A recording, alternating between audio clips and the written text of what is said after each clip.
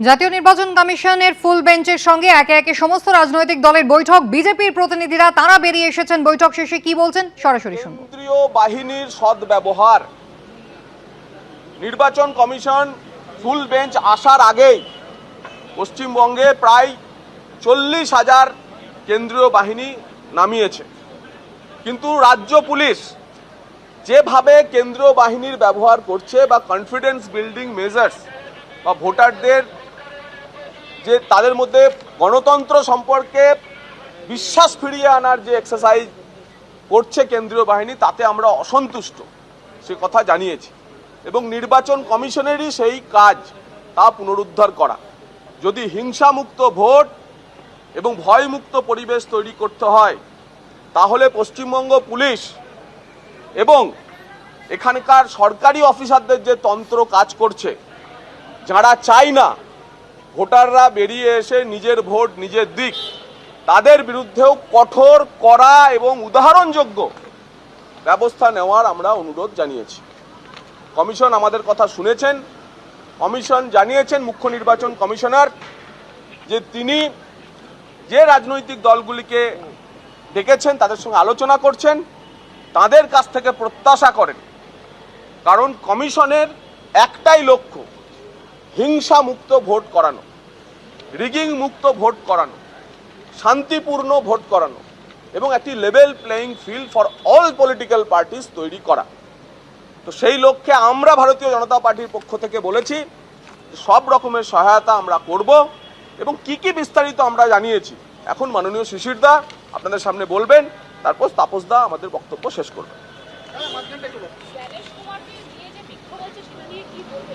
বলছি আজকে যে সব কথা হয়েছে, সর্বপ্রথম আমরা যেটা বললাম, চিফ ইলেকশন কমিশনারের আঙুল কেটে দেব, শুধু জ্ঞানেশ কুমারজি, এটা আপনার ব্যক্তিগত আঙুল না, এটা হচ্ছে ইলেকশন কমিশন, তার মানে ভারতের সংবিধান। আমরা চিঠি দিয়েছি, আমরা এফআইআর করছি, আমরা ইলেকশন কমিশনকে বলেছি আপনারাও এফআইআর করুন, আর দয়া করে এটা ব্যক্তিগত নেবেন না। এখন আজকে যে আমাদের যে 16 দফার সাবমিশন, প্রথম একটা ফেজ কিংবা ম্যাক্সিমাম 2টো ফেজে নির্বাচন করান, এই যে 7-8খানা ধাপে নির্বাচন করার দরকার নেই, ঠিক না। আমি যে বিশেষ বিন্দু বলছি, তারপর তো এটা আপনাদের দেওয়া হবে। যেইখানে যেই সব বুথ পোস্ট পোল ভায়োলেন্স কিংবা ডিউরিং পোল ভায়োলেন্স দেখেছে, ওইসব হচ্ছে সেন্সিটিভ বুথ, ওইসব সেন্সিটিভ বুথ চিহ্নিত করুন। যেখানে 85%-এর ঊর্ধ্বে ভোট পড়েছে, সেন্সিটিভ, এমনি পড়ে না। সে যে কথা হলো, এখানে যে অলরেডি বাহিনী এসে গেছে, দেখা যাচ্ছে না কেন? এইখানে আসার সময় আমি কি দেখলাম, একেবারে যে শান্ত এরিয়া, ওখানে আমার চোখের সামনে রুট মার্চ হচ্ছে। আমরা দেখেছি গত নির্বাচনে রুট মার্চ হয় রাজপথে, যেখানে মানুষ থাকে না, শুধু গাড়ি যায়, ওখানে রুট মার্চ হয়। এইভাবে আমাদের রাজ্য পুলিশ কেন্দ্রীয় বাহিনীকে ব্যর্থ করে। যত লার্জ মাল্টি স্টোরি কমপ্লেক্স, এটা নির্বাচন কমিশনের রুল অনুযায়ী ওখানে পোলিং বুথ হওয়া দরকার। এরা কি করে, স্থানীয় পুলিশ গিয়ে একটা অবজেকশন চিঠি নিয়ে আসে, ওটা হবে না। আপনারা যখন গাড়ি তোলেন রাস্তা থেকে, কি অনুমতি নেন মালিকের? আপনার অধিকার আছে, আপনি গাড়ি তোলেন, আপনার অধিকার আছে ওখানে বুথ করুন, এটা আপনার নিয়মের মধ্যে। West Bengal police welfare organisation, কুখ্যাত সংগঠন, এটা নাম খুব ভালো নাম, West Bengal police welfare organisation. এটা কিছু না, এটা তৃণমূলের ফ্রন্টাল অর্গানাইজেশন। এইখানে এই রাজ্য, এখানে পুলিশের ভোটও লুট হয়, পুলিশের ভোট এইখানেই লুট হয়। এটা ইমিডিয়েটলি যত এদের অফিস সব ব্লক করুন। পোলিং ডে 2 স্তরে পোলিং ভোটারকে চিহ্নিত করুন। বুথের মধ্যে পোলিং স্টেশনের মধ্যে ঢোকার আগে লাইনে সিএপিএফ চিহ্নিত করবে, আইডি কার্ড চেক করবে। ওই জায়গায় কোনো রাজ্য পুলিশ ভলেন্টিয়ার নীল, সাদা, সবুজ কোনো পোশাকে থাকবে না। আর এই যে কিউ ম্যানেজমেন্টও চলবে না, কেন কিউ ম্যানেজমেন্টেই সব গ্যানাকল হয়। পোলিং অফিসার্স সেন্ট্রাল আর স্টেট অফিসারে 50-50 মিক্স করুন। মাননীয় তো নিজে বলেছেন আমি আছি, আমি থাকবো, এরা তো বসন্তের কোকিল, এসে চলে যাবে। তো সোজা মেসেজ। তো আপনাকে এখানে মিক্স না করলে এটা হবে না।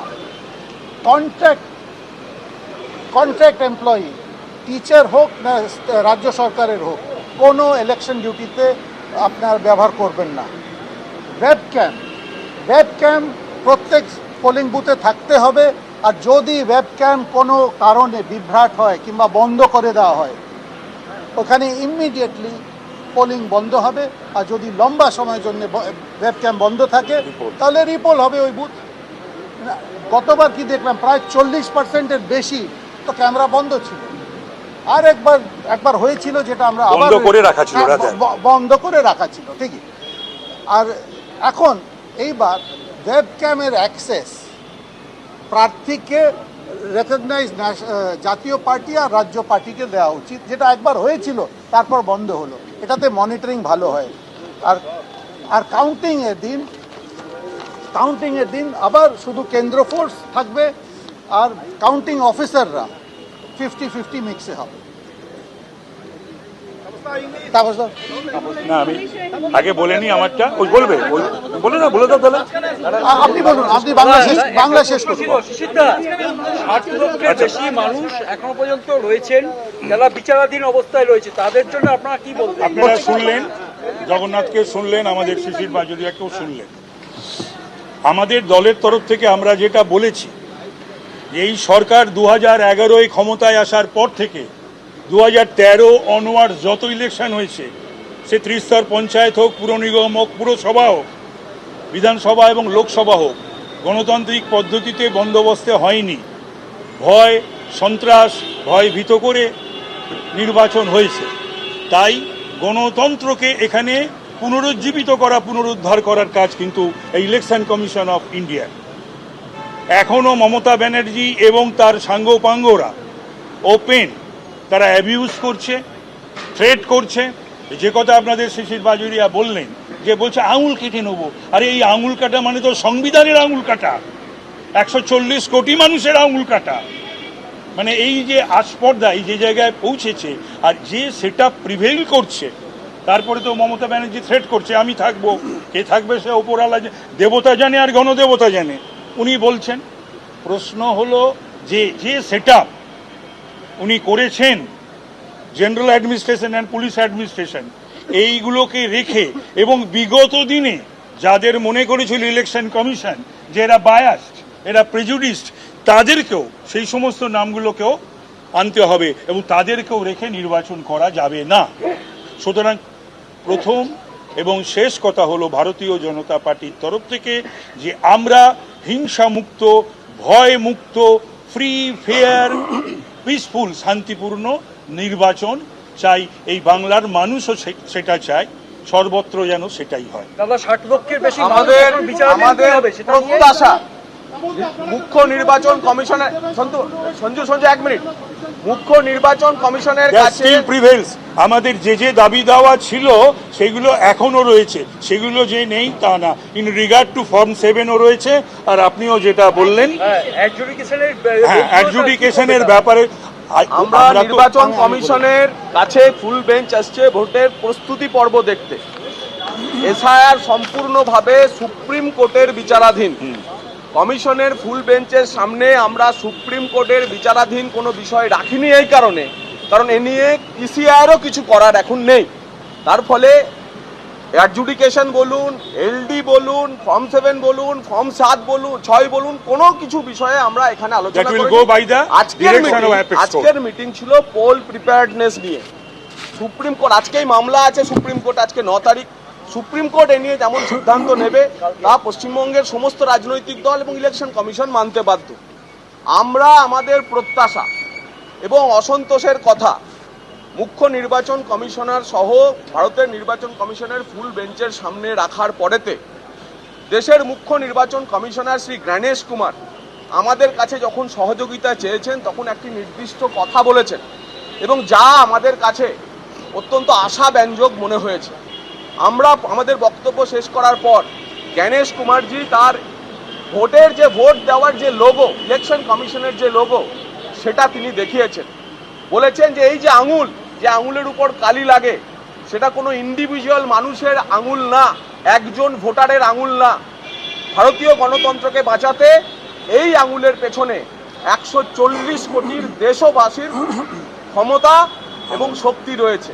তাই ভারতের নির্বাচন কমিশনের এই আঙুলই হচ্ছে ভারতীয় গণতন্ত্রের সবচেয়ে শক্তিশালী বার্তা। अच्छा ये भी बताइए कि what is the discussion, what have you demanded in front of the election commission and what have they said? मैं हिंदी में आ जाता हूँ। उसके बाद अंग्रेजी में कर चलिए। हाँ, ये इधर हो। अच्छा नमस्ता, एक सेकंड। आगे हिंदी करते हैं फिर अंग्रेजी। हाँ हाँ हाँ जो भी देखिए, आज भारतीय जनता पार्टी का जो प्रतिनिधि दल फुल बेंच से मिला, उसमें हम 3 लोग थे, जगन्नाथ जी, तापसदा और मैं। हम एक 16 बिंदुओं का ज्ञापन उनको दिए हैं, जिसमें प्री पोल है, पोलिंग डे है और काउंटिंग डे है। देखिए, सबसे बड़ा है कि जो यहाँ देखा गया कि यहाँ के एक सांसद मतलब वो कानून के रचयिता होते हैं, 4 बार के सांसद, और वो खुद सुप्रीम कोर्ट के और हाई कोर्ट के एक सीनियर एडवोकेट हैं। वो बोलते हैं कि चीफ इलेक्शन कमिश्नर का उंगली काट दूंगा। हमने ये बोला शुरुआत में कि महाराज, ये आपका व्यक्तिगत उंगली का बात नहीं है, आप इसको व्यक्तिगत ना ले, ये इलेक्शन कमीशन का बात है, ये हमारे देश के संविधान का मर्यादा है। और आपसे अनुरोध है, हम आपको चिट्ठी भी दिए हैं, आप एक FIR स्वयं फाइल कीजिए। और इसको बार बार बोलता हूँ, ये ज्ञानेश कुमार जी का मामला नहीं है, ये इलेक्शन कमीशन हमारे देश के मर्यादा का है। इसके बाद जहाँ तक निर्वाचन की तैयारी में, इस बार का चुनाव हमारा अनुरोध है कि 1 चरण में कीजिए या सर्वाधिक 2 चरण में। ये 7-8 चरण 6 हफ्ता टालना सबको दिक्कत होता है और इसमें कोई फ़ायदा नहीं होता है। दूसरा है कि जो केंद्र बल का यहाँ दुरुपयोग होता है राज्य पुलिस के द्वारा। इनको घुमाया जाता है राजपथ में, नेशनल हाईवे में, स्टेट हाईवे में। एबीपी आनंद एगिए थाके एगिए राखे।